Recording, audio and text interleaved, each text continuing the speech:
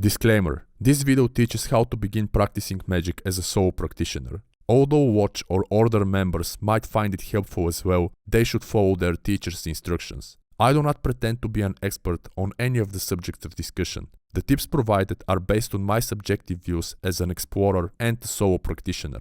Open to corrections, they are also somewhat intended as a letter to my younger self who started practicing around 3 years ago. With this out of the way, like this video if you enjoyed, subscribe to this channel if into this type of content, and perhaps to my other channel if into healthy living, bodybuilding and optimization. Consider checking my music, blog and book, and let's jump into the first. Build your schedule. Rearrange your schedule to include a daily spiritual hygiene, incorporating magic in your life. See your practices how a devoted gym rat sees their training. Commit to the schedule no matter what, making the practices non-negotiable. Whatever the schedule, it should be maximally comfortable, thus effortlessly sustained. No progress can be made without this step. The Lesser Pentagram Ritual. The first exercise to master is the lesser ritual of the pentagram, that being in both of its versions, invoking and banishing. Ideally, you want the first in the morning and the second in the evening. Besides purifying the aura, the lesser pentagram ritual has a powerful balancing effect. It also makes you more perceptive to forces that have always been around you. Having a similar structure, virtually all other rites are based on it. Performed daily, the Lesser Pentagram Ritual develops the faculties of visualization and concentration. It also makes you accustomed to moving in a circle and invoking angels. To find how to perform LRP, you can search on Google or merely watch my tutorial on it. The last includes detailed explications on how to do the rite according to most books and some animations to foster your visions. The Middle Pillar. Going hand to hand with the Lesser Pentagram, the second rite to learn is the Middle Pillar. Popularized by Dr. Israel Regardie, who considered it an instrumental tool for personal development, the Middle Pillar is extremely versatile. Done correctly and consistently, it provides a series of benefits. Some of that includes centering and calming the mind, increasing vitality, and in my humble opinion, combating severe anxiety. According to Regardie, this rite's chief aim is raising awareness of your holy guardian angel's presence and guidance. While some people might object, I suggest performing the Middle Pillar twice daily after your morning and evening pentagram rituals. How to perform the Middle Pillar and its proper finishing exercise you can find on the web or in most books on Western magic. However, I strongly suggest checking my tutorial on it. Like that on the Lesser Pentagram, the video includes explications and animations to facilitate your visions. Obtain books on psychic self-defense. One of the first things to learn on this path are some techniques for psychic self-defense. While the Lesser Pentagram Ritual removes internal conflict, although rare, there are other scenarios to be prepared for. For this, I recommend 2 books. Written by Denning and Phillips, the first is called Practical Guide to Psychic Self-Defense and Well-Being. The second is the all-time classic Psychic Self-Defense by Dion Fortune. Meditate. It really cannot be overemphasized how integral daily meditation is to the magical path. To kickstart yours, merely experiment with some poses, finding the most comfortable. The same must be easily sustained for extended periods. During those, you will not move, doing your best to stay perfectly still. Along with this, you will also perform the 4-fold breath, focusing on your breathing and emptying your mind. Initially, that might feel odd and uncomfortable. Because of that, I suggest 5 minutes as a starting point to gradually increase. Also helpful are the sleep tracking apps Sleep Cycle and Pillow. Unlike your phone alarm, those take you out of the meditative state much more gently and pleasantly, so use them. They are free.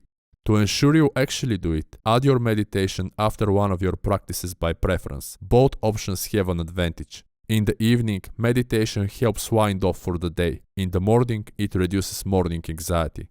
Stop reading, practice and memorize.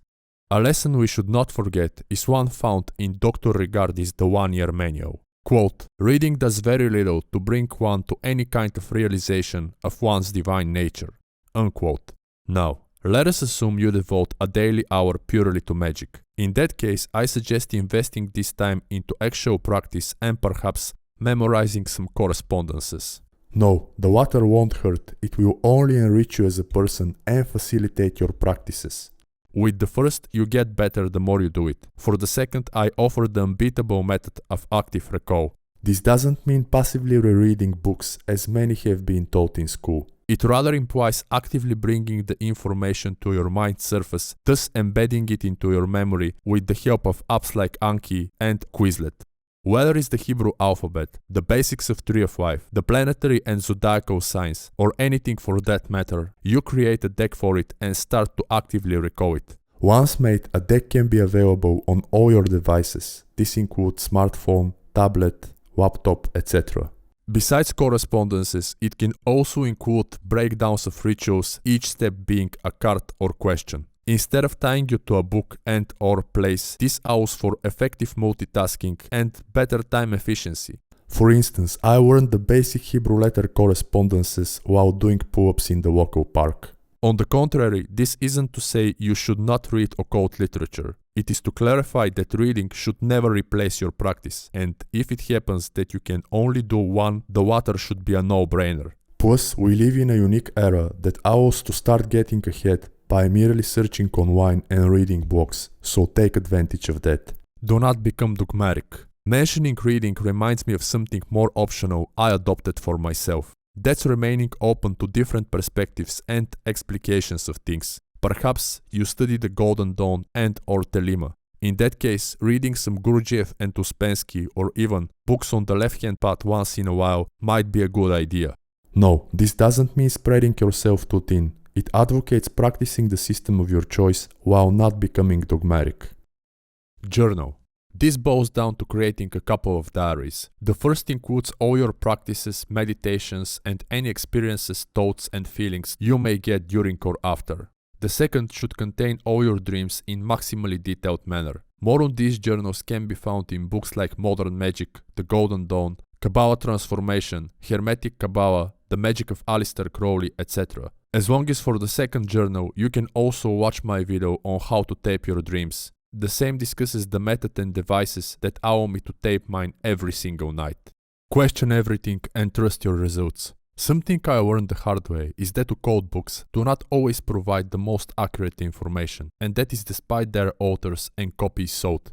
Just because this or that ritual has been outlined in a specific way in one or many books doesn't necessarily guarantee that this is the correct or the only way of performing it. One of Magick's ultimate goals is to enhance your life, making you an increasingly better version of yourself, despite how cheesy that sounds.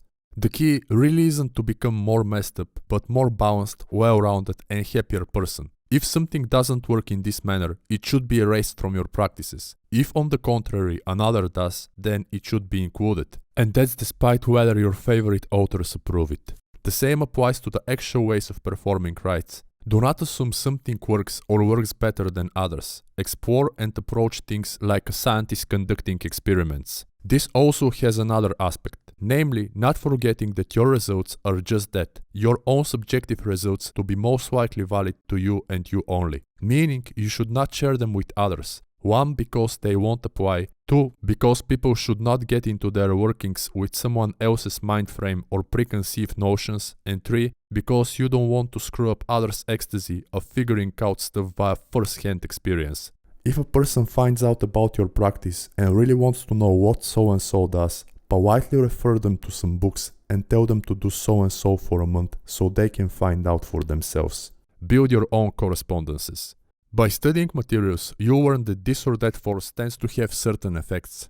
Rather than accepting that blindly, I suggest striving to see how it translates into your life, what it really means to you and your whole situation, including everything you do and the people you interact with.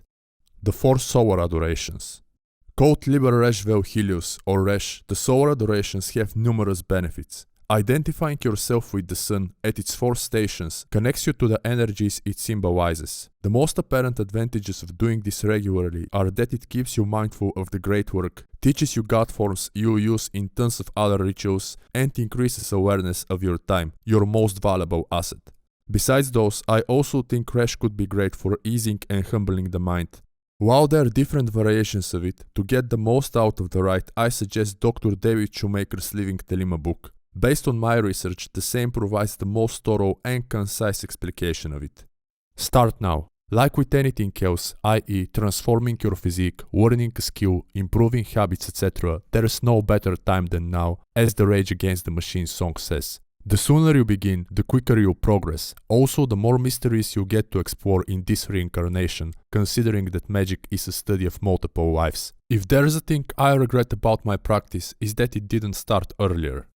Belief and intent are your best friends. Magic is causing changes to occur in conformity with will. Remember that in doing so, your belief and intent are your best tools. While the first is self-explanatory, the second means to always practice with intent. The same you formulate in your mind, maybe write on your phone or a piece of paper and declare before closing the working. The more specific you are, the better. The places where you can learn more about that are One Mile with Cat's Wall Magic and Scott Stanwyck's incredible blog. Do not obsess with paraphernalia. Weapons, temple attributes, ropes, or anything of that nature. All of them are great and all of them are more or less icing on the cake. Embed your mind with the perception that you're the magic and the magic will work as long as you arm it with your intent, belief and commitment. The only essentials you need for your practices are those three: a place where you won't be disturbed for the time being and perhaps a pair of ear taps if living in a big city. Eliminating distracting noises, the last might also help with the vibration of divine names and words of power. More about magical weapons' actual importance can be found in books like Damien Echo's High Magic and Egregores by Mark Stavish. The Greater Invoking Ritual of the Pentagram, 4 elements. Usually written as GIRP or GIRP, this is a more elaborate version of the Lesser Pentagram ritual. It invokes the 4 elements into your sphere of sensation much more actively and potently. Nonetheless, it is regarded as perfectly safe because of the 4 elements balancing each other out. The regular practice of the Greater Invoking Ritual of the Pentagram teaches how to trace all standard pentagrams, giving room to experiment. Plus, it gets you familiar with the basis of more powerful rites like the Supreme Invoking Ritual of the Pentagram, which is basically a subdued version of the Greater, and Opening by a Watchtower. According to different sources, the Greater Invoking Ritual of the Pentagram makes you more aware of the divinity within and can be used for obtaining the vision of the Holy Guardian Angel due to being somewhat similar to Crowley's Liber Vel Reguli. In my humble opinion, you should research and experiment with it. This way, you can find the exact version that works best and decide how often to perform it. The Lesser Hexagram Ritual. After the previously mentioned comes the time to learn the following exercise, the Lesser Hexagram Ritual. Like with the first, I suggest incorporating both versions simultaneously. I also offer to research and find the exact version of the rite that works best. The pentagram represents the perfected microcosm, the spirit's dominion over the 4 elements. The hexagram on the other hand symbolizes the divinity and the outer world, that is the macrocosm. Adopting the lesser pentagram and hexagram rituals gives the tools for using the different fields of operation. Initially though, I suggest sticking to the 2 most commonly used, invoking and banishing fields. The first follows the lesser invoking pentagram with the lesser invoking hexagram ritual, the second does that with their banishing counterparts. You do the first couple in the morning, whereas the second in the evening. The middle pillar follows each couple. It is said that regular performance of the lesser pentagram and hexagram rituals introduces the process of uniting the 5, which is the practitioner, or you, with 6, which is the AGA. Use your left or opposite hand. Learning to do stuff with your opposite hand was advocated by both Crowley and Gurdjieff. By doing so, you make your brain's right hemisphere active. The functions of the right hemisphere are holistic, intuitive, mystical, etc. While this might be learning how to write, I suggest starting small by merely utilizing it in your day and making it active in as many things as you can. For me, this includes cooking, shaving my head and whole body, vacuum cleaning, ordering things in my house, etc. To those playing an instrument, I also suggest to practice that the opposite way. I am exceedingly grateful that I learned all my scratch techniques on both left and right deck as a turntablist. The results of that you can hear on my Bandcamp page and on my website. To learn more about the benefits of using your opposite hand, I suggest 2 books. The first is Robert Anton Wilson's Prometheus Rising, particularly Chapter 6, The Time-Binding Semantic Circuit. The second is P.D. Ouspensky's In the Search of the Miraculous. To get inspired to start using your opposite hand as a modern person, I propose researching the incredible Paul Rodriguez. Doing all of his tricks on both sides as one of the most legendary skateboarders to ever live, P-Rod also does the same with his guitar skills. treat your body like a holy temple. Something I think gets a bit neglected by occultists is the subject of physical health, and here I mainly refer to two things. The first is achieving healthy body weight via proper nutrition, staying active, doing the types of resistance training you enjoy and fasting for long enough. The second, to do your best in mastering your basic urges. One of the first concepts to learn is that of the 4 Kabbalistic worlds and how it corresponds to the 4 parts of the soul. Along with this, you'll also realize that one of the key goals of the great work, especially during the early stages, is getting your basic urges under control, or said more Kabbalistically, mastering and reconciling your nefesh or animal soul so it collaborates with you and doesn't prevent you from doing the great work and basically doing your best work. Something greatly emphasized in Don Webb's Essential Guide to the Left-Hand Path is that, quote, addictions must die, unquote. While Webb advocates that for left-hand path initiates, I believe anyone should take his advice. See that from the perspective that Magick is indeed a many-wife study. Improving health won't just enhance your mental and physical performance, but increase your lifespan, giving you more time to study in this incarnation. You'll also remember and be able to focus much better and have more stamina to do longer ceremonies. Plus, you'll begin testing your magic from the very start. As mentioned, magic is causing changes to occur in conformity with will. Usually those changes are internal, happening within you, the microcosm. Then and only then, the macrocosm or the objective reality changes as well. By eradicating your addictions and getting your nefesh under control, you're achieving a powerful transformation that won't just energize your workings, but also improve your whole life. In my humble opinion, it will also let you handle forces from a more balanced and empowered position. The tools I used, still use and recommend for this are various low-carb diets, the 1 meal a day plan and NoFap. All of them are main topics of my other channel and book. So, as mentioned earlier, like this video if you enjoyed it, subscribe to this channel if into this type of content, and perhaps to my other channel if into healthy living, natural bodybuilding, holistic nutrition and optimization. Also consider checking my book, music and blog. Thank you for your time.